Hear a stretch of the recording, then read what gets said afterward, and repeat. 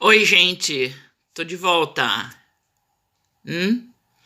Para vocês que são novos, inscrevam-se no canal.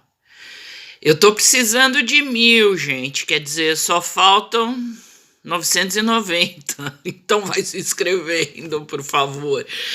Dê um like e toque o sininho para receber mais dos meus vídeos. A pauta de hoje, e eu espero que seja do interesse de vocês, pelo menos para mim eu quero dizer para vocês que eu morei realmente na Finlândia nos meus 20 e poucos anos de idade. É verdade. E não foi na capital, não, em Helsinki. Foi mais para o norte. Não no norte do país, precisamente. Foi no meio. Mas olha, para pegar o trem, eu me lembro que uma viagem de trem de Helsinki até lá, o meio da Finlândia, dava 6 horas. Sabe o que é isso, mano? E não era no meio do país, era na costa oeste, numa cidade, e eu vou dar 2 nomes para vocês: Jakobstad e Pietarsaari. Eu usava o nome Jakobstad, a cidade de Jacó, porque esse é o nome sueco. Pietarsaari quer dizer a ilha de Pedro. Mas eu nunca aprendi o finlandês. Eu falava mesmo sueco. E o sueco é a segunda língua oficial da Finlândia. Bom, eu me mudei para lá. Por que eu me mudei para lá? Porque eu casei, gente. Casei com um finlandês. Lindão, sabe? Loiro, de olhos azuis, alto. E não tinha internet naquela época. Mas eu viajava muito. A gente se encontrou na Alemanha, estudando alemão. Mas eu não vou me aprofundar nisso aqui, não. Eu quero falar de Jakobstad para vocês. Inclusive, eu vou deixar um link aí, naquelezinho redondo de informação, vocês vão lá, tá? Que eu vou achar uma fonte legal para vocês darem uma voltinha por Jakobstad. E ao mesmo tempo, eu quero dizer para vocês, eu já falei várias vezes do meu filho, e que mora na Suécia hoje, mas ele nasceu lá em Jakobstad. E quando ele nasceu, vocês lembram daquele acidente de Chernobyl? Gente, ele tinha 2 meses de idade. Eu me lembro até hoje. Eu estava com ele no carrinho. E a gente morava num prédio. Tinha uma porta de vidro. Eu estava chegando em casa.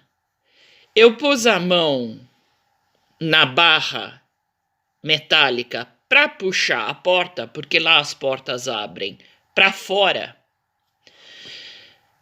E daí eu senti o vidro tremer. Fez assim. Bom, eu fiquei segurando aquela barra, olhei para a direita, olhei para a esquerda, olhei para trás. Nada. E parou. Daí eu entrei. Mais tarde, quando chegou meu marido em casa, falei para ele: escuta, deu uma estremecida aí muito esquisita no meio do dia. Tremeu tudo quando eu fui abrir a porta. E ele não deu atenção. Gente, no dia seguinte, ele saía cedo para o trabalho. Ele já tinha saído. O bebê estava dormindo e eu também. Daí eu ouço na janela do meu quarto. Do mesmo jeito. Falei, gente, isso tá muito esquisito. Foi daí que no final do dia, quando meu marido volta para casa, ele me fala do acidente de Chernobyl. Gente, Chernobyl na Rússia Quando deu aquele acidente, que era uma usina nuclear, que explodiu tudo, a gente sentiu na Finlândia. Sabe o que é isso, gente? E ainda na costa oeste. Não era nem na costa leste, que é mais perto da fronteira russa. Quer dizer, o negócio foi feio, gente. E depois de mais de 30 anos, ainda as crianças que foram expostas e que hoje estão tendo seus filhos, porque não morreram, logicamente, no acidente, vocês sabem que estão tendo crianças deformadas. É muito triste a coisa. Mas eu vou colocar, como eu prometi, esse vídeo de Jakobstad. Eu cheguei lá, imagina, sempre morei em São Paulo, chego numa cidade de 20 mil habitantes, um frio duca. No inverno, fazia menos 30 graus. Sabe o que é isso, mano? Eu saía, não dirigia, não. Tinha que colocar a echarpe assim, cobrindo o nariz, porque senão você não conseguia respirar. Para aquecer um pouco o ar, tá? O negócio era bravo. No verão, quando tinha sol 24 horas por dia, ele nunca se punha, é verdade. Daí você mal dorme, você tá sempre assim, sabe? Aceso, por causa da luz. Você acha, bom, vai fazer um tempinho legal, né? A gente vai poder ir na praia, principalmente porque eu morava muito perto da praia. Eu morava na costa. Gente, o sol inclinado, ele não é como no Brasil, que ele passa assim e fica forte em cima da sua cabeça. Ele é inclinado. Nunca fazia calor. E cheio de mosquito que te comiam vivos. Mas tudo bem, essa era a vida lá. Muito linda a natureza. Nunca vi tanta árvore na minha vida. Floresta para tudo quanto é lado. Você, no verão, o que você faz é colocar um boné na cabeça pros... Sim, porque os pernilongos, eles vão assim dentro do seu cabelo e eles te mordem tudo.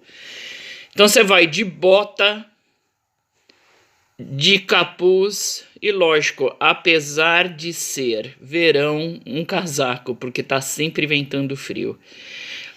E daí tem a época das amoras, tem a época da framboesa, tem a época... Nunca acaba.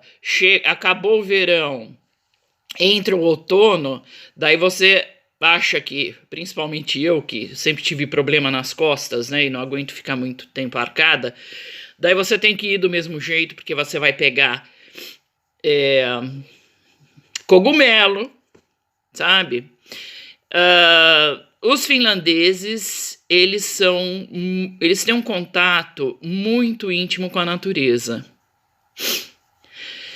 E vou dizer uma coisa para vocês, uma outra coisa para vocês. As florestas lá, elas são particulares. Mas apesar delas serem particulares, os donos, eles não podem colocar cercas, eles não podem permitir a entrada do público, porque eles têm o direito ao contato com a natureza, tá? Outra coisa, na Finlândia, eles exportam muita madeira, eles fazem papel, a celulose, são um dos maiores exportadores disso, inclusive de qualidade muito alta. Mas quando eles plantam, eles cortam uma árvore, que isso eles fazem muito, eles plantam outra no lugar, tá? Porque demora muito para crescer. Então, eles não deixam de plantar uma árvore cortada, eles já plantam outra. Eles têm muito, muito respeito por isso, e eu respeito a Finlândia por causa disso, tá? Nos anos 80, eu acho que eu era a única estrangeira lá. Podia ter em Helsinki, que é a capital com 500 mil habitantes. Mas numa cidade litorânea de 21 mil habitantes, era eu e pronto. O pessoal olhava para mim, nossa, Brasil! E eu me lembro até hoje, gente. Não era um bom nome, já naquela época. Não era um bom nome. Eles relacionavam muito Brasil com criminalidade, tá? E achavam assim que eu tinha tirado a sorte grande de ter mudado para a Finlândia e não ser de repente assassinada nas ruas como eles sabiam que tinha em São Paulo. Eu vou me alongar mais sobre isso num outro vídeo. Eu vi um alce no meio da rua. Quando eu tava dando uma passeadinha com meu marido fora, a gente tava voltando para casa, de repente, do outro lado da rua, um baita de um alce, perdido, eles ficam meio abobados no outono, que é a época de reprodução, deles se reproduzirem. Eu comi carne de alce, eu comi carne de veado, tudo muito assim diferente, gente, muito interessante. Hoje é diferente, mas na época que eu fui, eles não sabiam que era brócoli, eles não sabiam o que era alho, sabe? Era muito raro você encontrar alho. Se encontrava, eles não sabiam como usar. Brócoli. A família do meu marido só foi conhecer, e lógico, adoraram, tem coisa mais deliciosa do que brócoli, porque eles tinham uma fazenda, e eu com muita vontade de comer brócoli, eu achei sementes para vender. E eu plantei na fazenda deles, e cresceu. Eu achei semente de abobrinha, tá? E eu cheguei até a vender, gente, para os supermercados, de tanta abobrinha que deu. Os supermercados, eles compraram tudo, só me pediram uma coisa. Dá a receita, porque a gente vai colocar na prateleira junto com a abobrinha, porque aqui não se sabe como faz. E eu dei a receita de abobrinha recheada com carne moída. Olha só que mundo, gente. Um outro dia eu conto mais para vocês, tá? Tchau, tchau.